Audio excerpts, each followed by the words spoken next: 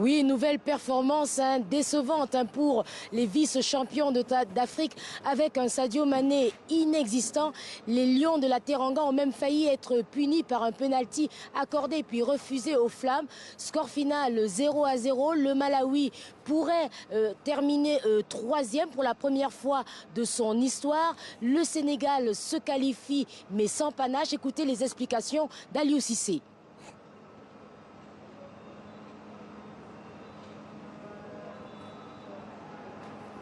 Aujourd'hui, je savais aussi qu'en récupérant tous mes joueurs, c'est pas sur un claquement de doigts que tout va fonctionner.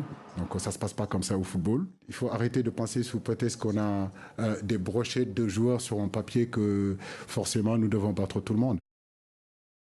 L'Islor, malgré la défaite, le Sili National obtient son ticket pour les huitièmes de finale.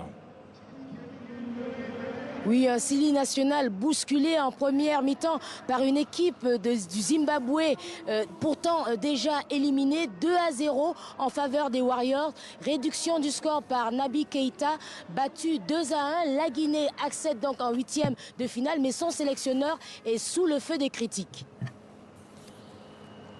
C'est clair et net, que ce soit clair et net pour tout le monde ici. Le 4-3-3 guinéen, on n'a plus les joueurs pour jouer comme ça. Je ne sais pas si vous voyez encore des Fodé Mansaré, des Yatara ou des Bangoura, on n'en a plus.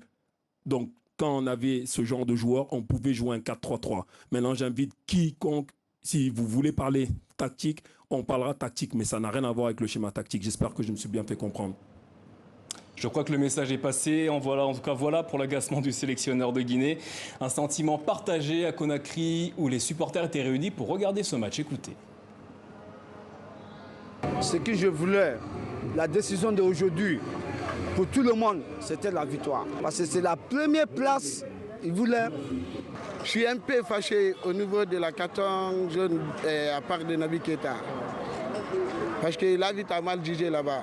Le système de jeu qui était la Guinée contre le Sénégal, le coach n'a pas pu respecter ça. Comme nous sommes deuxième, on a l'espoir toujours. L'Islor, on a assisté à un événement aujourd'hui sur la pelouse du stade Amadou Ahidjo.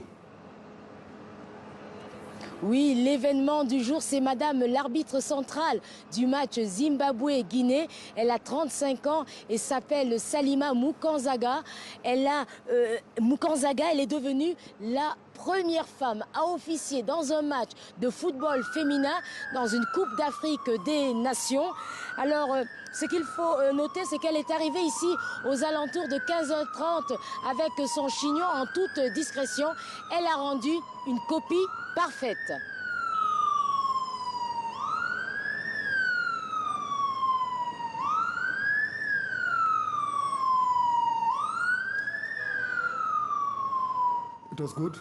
Elle a été à la hauteur de la rencontre. C'est toujours très difficile d'arbitrer un match entre hommes. La tension est toujours très élevée. C'est un bon choix qu'a fait la CAF. C'est une grande concrétisation pour la Confédération africaine de football. Voilà pour les félicitations du coach de Zimbabwe. En ce qui concerne les derniers matchs du groupe C, ils se sont déroulés ce soir. Ils viennent à l'instant de se terminer. Et le Ghana a donc été battu 3-2 ce soir par les Sélacantes des Comores. Le Gabon a quant à lui fait match nul face au Maroc dans ce groupe C.